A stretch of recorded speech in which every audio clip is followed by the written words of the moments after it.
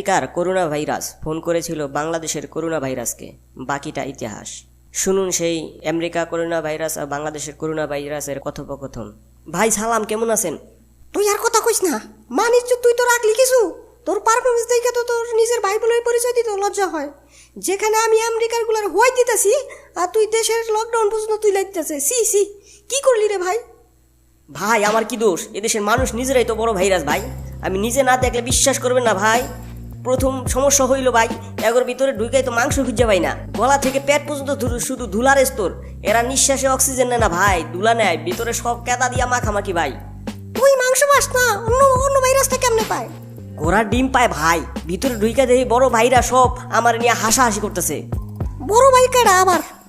আরে এইডস ভাই, ক্যান্সার ভাই, হাঁপানি ভাই, বাঙালি বডির মধ্যে ঢুইকা দেখি বড় ভাইরা সব কানে ধরে খাড়াইয়া রইছে। আমার দেখে হাসতে হাসতে কয় পুরান পাগলে ভাত পায় না, আবার নতুন পাগলের আমদামি। খোঁজ কি বাঙালির অ্যান্টিবডি এত পাওয়ার কেমনে? হালারা তো না খাওয়া জাতি। ভাই বাঙালি জাতির মতো খাওয়াই না জাতি নাই ভাই। ঘুম থেকে উঠা এই খাওয়া শুরু করে, খাইতে খাইতে ঘুমায়। কিচ্ছু না থাকলেও মুড়ি নামে একটা মাল খায় ভাই, যেটার কোনো সার নাই, ঘেরান নাই, ভিটামিনও নাই।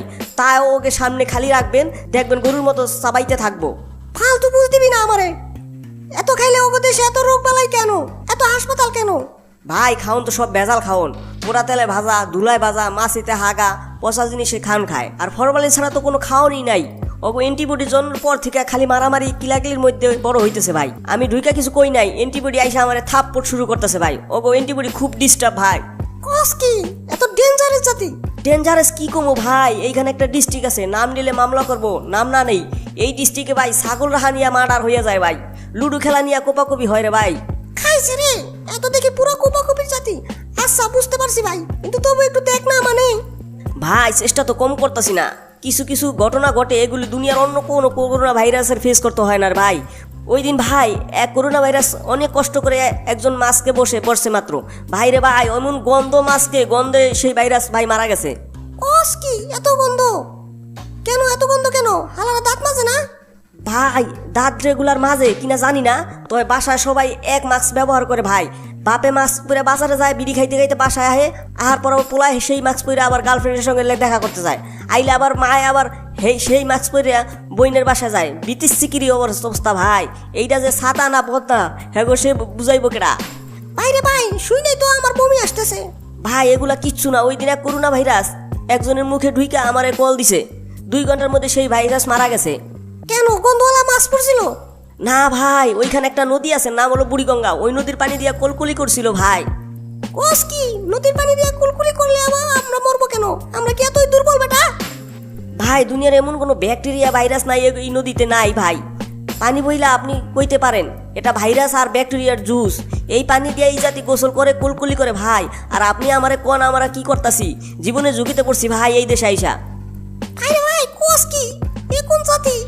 ভাই তোর উপর আর কোনো রাগ নাই, অভিমান নাই। তুই পয়সা আসছিস সেই জন্যই আমি খুশি। যা অবস্থা, বাঙালি থেকে তোর কোনো রোগ হয় নাই সেই চিন্তা করতেছি। যাই হোক তুই না মরতে পারস, গেছো যখন দেখ কয়জনে ছড়াইতে পারস। আর 2 মাস হইল পাড়াইলাম, মাত্র 1100 লোকের গায়ে গেছোস। এইটা খুব হতাশার। ওরে ভাই এখানে সমস্যা, এমন বাটপারে জাতি ভাই টেস্টই করে না। আমরা এখানে ভাই আছি প্রায় 2 লক্ষ মানুষের বডিতে, এখন টেস্ট না করলে কেমনে আমরা স্বীকৃতি পাবো ভাই? জীবনের ঝুঁকি নিয়ে এদের মারতে আসি কম না, কিন্তু টেস্ট করে না, তাই সংখ্যা এত কম দেখায়। এইটা কোস কেমন কথা? টেস্ট না করুক, লক্ষণ দেখে তো বোঝার কথা। আর করোনা আছে কি কার নাই? এখন তো মোবাইল ক্যামেরা, ফেসবুক, কারো কিছু হইলেই তো মানুষ জানাইবো। জানবো কেমনে ভাই? এমন অবস্থা যে এরা ধর্ষিত হইলে স্বীকার করে, কিন্তু করোনা হইলে স্বীকার করে না, লজ্জায়। ও মা, কেন স্বীকার করে না কেন? এটা তো একটা রোগ, এটা নিয়ে লজ্জার কি আছে? কারণ ভাই আমরা আসার আগে এখানে কিছু বন্ড হুজুর আছে যারা ধর্ম পেইসা চলে, তারা এইটা ছড়াইছে যে আমরা খালি কাফের মুশরিকদের ধরি, মুসলমান বা মুমিনদের বান্দাদের ধরি না। আর এদেশে করোনার ডরে মায়ের সন্তান জঙ্গলে ফালাইয়া দিয়ে আসে। যেই ডাক্তার এগোর জন্য জীবন বাজি রাখছে, সেই ডাক্তারে ঘরে ঢুকতে দেয় না ভাই। কবর পর্যন্ত দিতে গেলে আন্দোলন করে যে করোনা হইলে কবর দেওয়া যাইব না। তাই কারো করোনা হইলে ভাবে অন্য মানুষ জানলে তো এলাকা ছাড়া করব, তাই ভয় কয় না। বাড়ির ভিতর কেউ মরলে অন্যরা স্বীকার করে না যে করোনায় মরছে, কারণ জানলে তো হ্যাঁ গ্রাম ছাড়া করব। এই সময় কাউরে বাড়ি ছাড়া করলে কে কই যাইব ভাই? বুঝছি। আচ্ছা ও গো মজা মন চায় তাই করুক। তাহলে এখন তোর প্ল্যান কি? থাকবি নাকি জান নিয়ে পালাবি? আর একটু দেরি করি ভাই, কিছু ব্যবসায়ী কিছু গার্মেন্টস মালিকের চাপে লকডাউন তুইলা দিচ্ছে ভাই। এখন সহজে পামু হালাগো, মারতে না পারি ধরতে তো পারুম। যাকে যাকে ধরুম ভাই, তার মধ্যে যে কয়টা মারতে পারি ভাই আর কি। দোয়া করেন আপনাকে মুখ যেন রক্ষা করতে পারি। যতটুকু পারোস আতঙ্ক ছড়াই দে আর কি। ভাই আতঙ্ক খুব একটা সরাইতে পারুম না বলে মনে হয় না। এগো মরণ রে ডরায় না ভাই।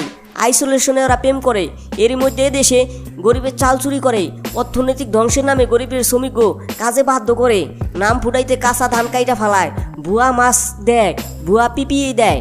সবচেয়ে মজার পার হইতেছে কি ভাই, এগুলো যারা করে তারা তাগো শাস্তি হয় না, যারা প্রতিবাদ করে তাগো র্যাবে ধরে, তাগো বদলি করে। লোভ লালসায়রা এত ডুইবা আছে ভাই, মরণের ভয় এগো নাই। তোর কথা শুনে তো চিন্তায় পড়ে গেলাম।